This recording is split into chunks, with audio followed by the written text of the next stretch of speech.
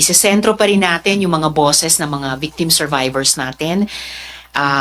Pakinggan po natin yung testimony ng ating unang saksi, kasama po natin ngayong araw. And I have in my hands his affidavit under oath. So Elias Rene, you have the floor para basahin ang inyong affidavit.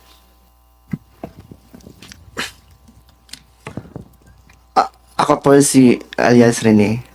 Nasa 8 taong gulang at nakatira po sa Pasay City matapos manumpas sa ilalim ng batas at nagsasaad. Na-convert ako sa Kingdom of Jesus Christ noong 2015 sa pamamagitan po ng aking pagiging miyembro ng Keepers Club International, na isang youth organization ng simbahan na nagre-recruit sa mga paaralan. Kasama ng aking high school sa Tacloban City. Nag-aalok po sila ng fake scholarship para maengganyo po ang mga kabataan. Pag nahumaling ka na po sa kanila, unti-unti na po nilang ipapakilala si Apollo Kibuloy na siya daw ang anak ng Diyos at siya ang may-ari ng sanlibutan. Pumasok ako sa full-time ministry dahil sa paniniwalang iyon at buong pusong inalay ko ang aking sarili sa kingdom. Sinabihan po kami ni Kibuloy na iwan niya namin ang aming pag-aaral, ang aming pamilya, at aming mga pangarap sa buhay dahil kailangan namin mag-focus sa mga ipapagawa niya at para daw kami ay maligtas sa aming mga kasalanan. Pagkatapos po ng aking baptismo, pinang-area po agad ako. At ang ibig sabihin po nito ay ang araw-araw na panlilimos sa mga kalsada, mga restaurant, plaza, mga malls, at mga bahay. At may mga tinatawag na goal, ukuta kami araw-araw na dapat naming makuhang pera. 3,000 po ang aking goal everyday na kailangan ko po ito makamit. Nagpanggap po akong pipi at bingi. Kung hindi ko po ito maabot, ay papaluin po ako at di pa ako papakainin. Pag bare months naman po, o mula September to December, ay mas puspusan po ang aming pamamalimos. 1.5 million po ang aking goal na kailangan ko makuha at maibigay kay Kibuloy sa loob po ng 4 na buwan. Kaya 8 a.m. to 11 p.m. ako namamalimos. Halos wala na pong pahinga at kain. Gumagamit din po kami ng mga fake charity para mas nakakaawa kami tignan. Kalaunan po ay naging youth leader po ako at naging task ko po ang pagre-recruit sa iba pang mga kabataan na umanib po sa simbahan at mamalimos din. Dito na po ako magsimulang magtanong at magduda. Nagigilty po ako na mag-recruit ng iba pang mga kabataan. Gusto ko na pong umuwi sa amin, pero sa isang banda po wala na po ako mapuntahan dahil iniwan ko na po ang pamilya ko. Nung nahalata na nila na po, ako po ay may agam-agam, pinadala po ako sa Central Headquarters sa Davao.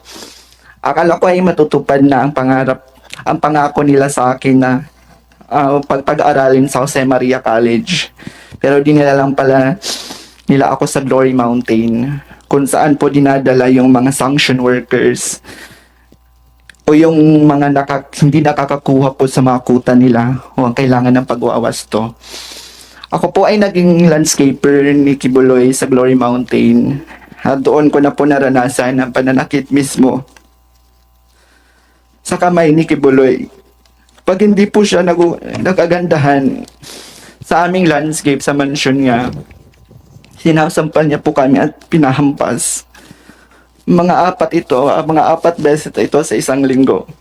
Sa Glory Mountain po, pag dumadating po si Kibuloy, sakay ng chopper, may dala po siyang mga malalaking bag na laman po ay mga iba't ibang uri ng baril. At nilalatag po ito sa tent, nakatabi po ng mansion niya.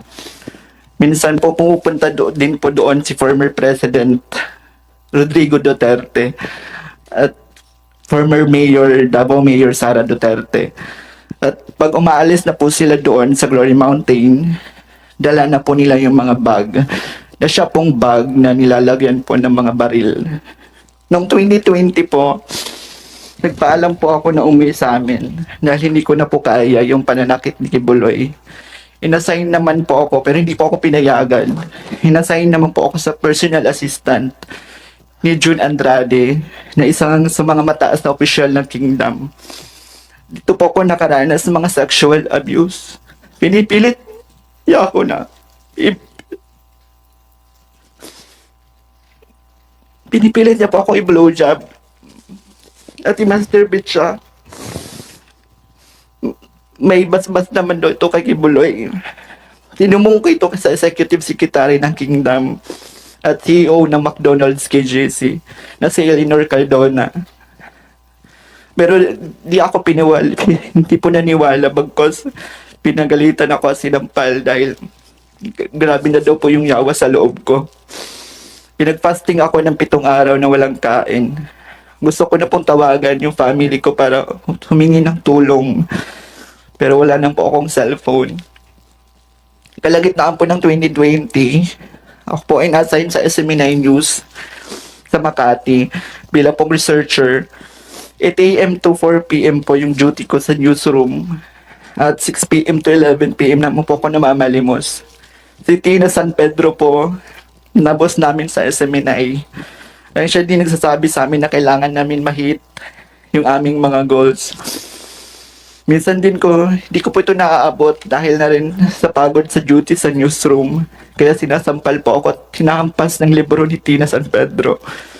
2021 po ako umalis ng tuloy ng Kingdom. Buong loob ko at kahit natatakot ako. Sabi ko hindi na ako magpapapigil pa. Nung unang araw yun nila ako payagan. Pero kalaunay pumayag sila matapos ko sabihin na kakasuhan ko si Tina San Pedro. Pero bago po ako umalis ng Seminay, kinausap po ako ng Seminay CEO Marlon Rosete na wag daw ako magsasalita tungkol sa Kingdom, anong mga nalalaman ko, especially sa mga nakita ko sa Glory Mountain. Kung hindi, ipapakulong daw ako at mawawala ako dito sa mundo. Nanahimik po ako ng ilang taon. Bit-bit po ang trauma, ang aking mga pinagdaanan. Lalo na po ako ay member ng LGBTQ community. Maraming salamat.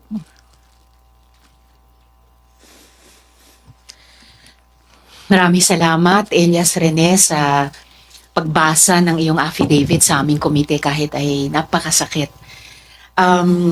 Bago ako magtanong ng mga follow-up questions sa inyo, nais ko pong i-acknowledge ang presensya ni Senador Robin Hood Padilla.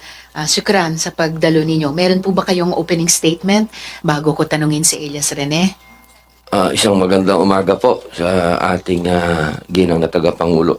Makikinig muna po ako. Maraming salamat po.